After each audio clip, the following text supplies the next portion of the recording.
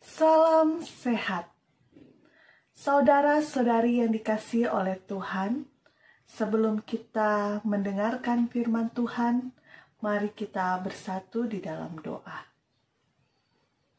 Bapa di surga, kami sungguh bersyukur atas kasih setiamu dalam kehidupan kami, dalam hidup berumah tangga, dalam keluarga kami. Kami bersyukur Tuhan, Engkau selalu hadir, Engkau selalu memberkati, menyertai kami, hingga kami boleh terus melanjutkan kehidupan kami. Saat ini kami akan mendengarkan firman-Mu. Pimpinlah kami dengan Roh Kudus-Mu, hingga kami dapat mengerti dan siap untuk mewujudkannya dalam kehidupan kami. Inilah doa dan syukur kami ya Bapa. Di dalam nama anak-Mu Tuhan kami Yesus Kristus, kami sudah berdoa. Amin. Tema renungan hari ini adalah kunci rumah tangga kokoh. Saudara-saudari yang dikasihi oleh Tuhan, apa sajakah yang dapat membuat perselisihan atau perpecahan dalam rumah tangga? Yang pertama adalah sikap saling mementingkan diri sendiri. Yang kedua adalah sikap sombong, angkuh, dan tinggi hati. Dan yang ketiga adalah tidak ada kesehatian dalam berpikir dan memutuskan segala sesuatu di dalam rumah tangga. Hari ini kita akan diteguhkan melalui surat Rasul Paulus dalam Filipi 2 ayat 1 sampai ayat 11. Paulus mengingatkan jemaat di Filipi untuk pertama, sehati sepikir satu tujuan dalam persekutuan. Yang kedua, mementingkan kepentingan orang lain, bukan diri sendiri. Dan yang ketiga, ada sikap rendah hati di setiap anggota jemaat. Mengapa Paulus mengingatkan 3 hal ini kepada jemaat di Filipi? Supaya jemaat di Filipi dapat menjadi jemaat yang kokoh, bersatu dan bertahan. Karena begitu banyak terjadi perselisihan dan perpecahan, itu sebabnya Paulus mengingatkan 3 hal ini untuk dapat dilakukan oleh jemaat di Filipi. Agar tidak terjadi perpecahan atau perselisihan, kuncinya adalah umat harus memusatkan pikiran dan perasaan pada Yesus Kristus. Yang akan kita baca pada ayat 5-8, saya akan membacakannya. Hendaklah kamu dalam hidupmu bersama menaruh pikiran dan perasaan yang terdapat juga dalam Kristus Yesus, yang walaupun dalam rupa Allah tidak menganggap kesetaraan dengan Allah itu sebagai milik yang harus dipertahankan, melainkan telah mengosongkan dirinya sendiri dan mengambil rupa seorang hamba dan menjadi sama dengan manusia. Dan dalam keadaan sebagai manusia, ia telah merendahkan dirinya dan taat sampai mati, bahkan sampai mati di kayu salib. Paulus mengajak umat melihat kehidupan Yesus Kristus sebagai contoh hidup dalam persekutuan.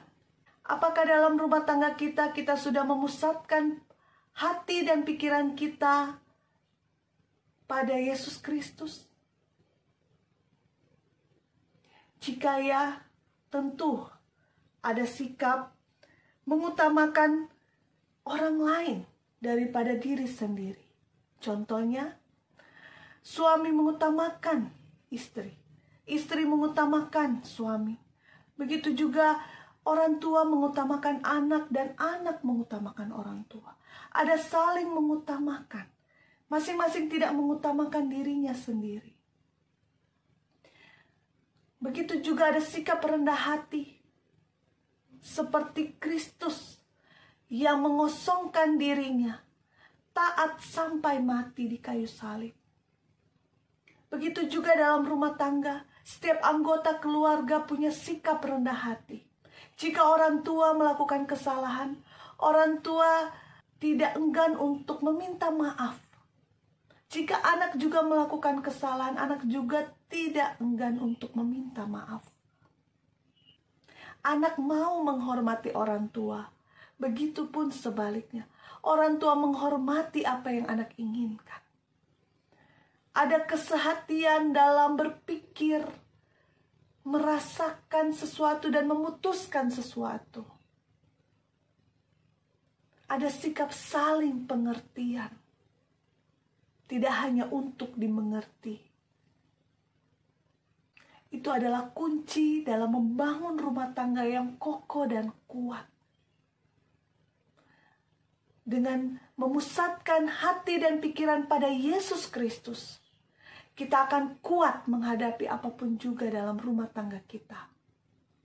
Kita akan sanggup bertahan di tengah badai, di tengah pencobaan, di tengah persoalan. Mari kita bangun rumah tangga kita dengan dasar yang kuat, yaitu cara hidup Yesus Kristus ada di setiap rumah tangga kita. Ketaatan dan kerendahan hati ada di setiap hati kita dan perbuatan kita. Tuhan menolong kita.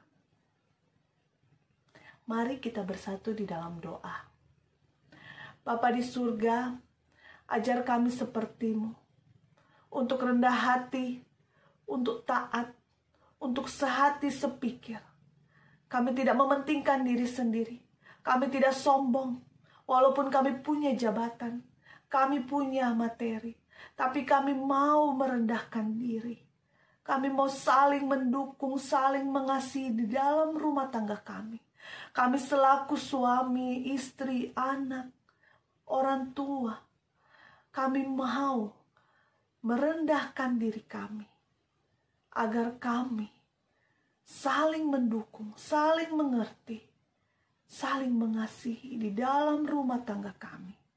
Kami percaya Tuhan, apapun persoalan yang sedang kami hadapi, kami sanggup menghadapinya karena kami punya dasar yang kokoh dan kuat. Kami mau seperti Engkau yang taat dan rendah hati. Kami mau melakukan firman-Mu. Pimpinlah kami dengan Roh Kudus-Mu, agar kami tetap setia. Kami siap melakukannya. Terima kasih ya Bapa.